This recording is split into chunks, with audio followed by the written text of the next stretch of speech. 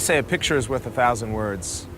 A few years ago, I purchased a picture of Jesus sitting, looking at the city of Jerusalem, and there's a sad expression on his face as he's looking at the city, and it's telling us in picture form what Jesus perhaps thought as he lamented over the city of Jerusalem. Luke's gospel records Jesus lamenting over Jerusalem at the end of chapter 13, and later in chapter 19, as he approaches the city, he weeps over the city.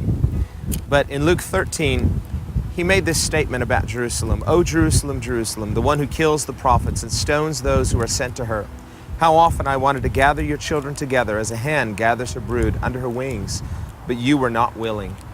Each of us has a perspective of our own life, but God has his own unique perspective of how our lives are to be. And if we were to be in Jesus' position and to see our lives from his viewpoint, I wonder how different things might look. Jesus lamented over Jerusalem because God desired so much for his people, and yet they had chosen a different path. What about our lives? God desires to gather us as well, and yet is there an unwillingness in our hearts? Are we seeking to do our own thing? When we consider how our lives look from heaven's perspective, how far out of alignment are we from God's will? Jesus goes on to state this pronouncement of judgment.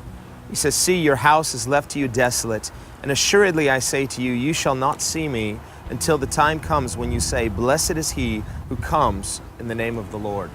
Jesus was quoting from Psalm 118. It's one of the Hallel Psalms. They sang these Hallel Psalms at the major Jewish feasts each year. And this particular psalm, which states, "Blessed is he who comes in the name of the Lord," is a specific prophecy. It's a specific blessing that is prophesying of Jesus Christ, the Messiah. John's gospel says in chapter 1, he came unto his own, but his own received him not. When God has so much that he desires for us, but we don't receive him, then we bring this judgment upon ourselves. There's a desolation, as it were, that comes into our lives, comes to our household. And God doesn't want that. That's not God's will. What does it mean, though, to say, "Blessed is he who comes in the name of the Lord"? Is it just a word we say? Is it just lip service to God? Of course, we can never just give lip service to God.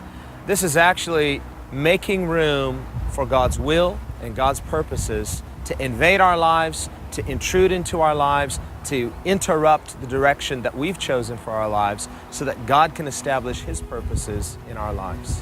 As I look over the city and we just see all of these homes, and there are people who live in all these homes, and we can wonder about each of their lives and how are they living their lives and how are they seeking guidance for their lives. And us too.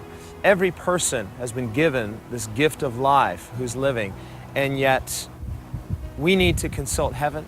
We need to say, as Psalm 118 says, "Blessed is he who comes in the name of the Lord." This is both a longing for the second coming of Christ, but it's also an invitation for God's will and God's purposes to be established in our daily lives.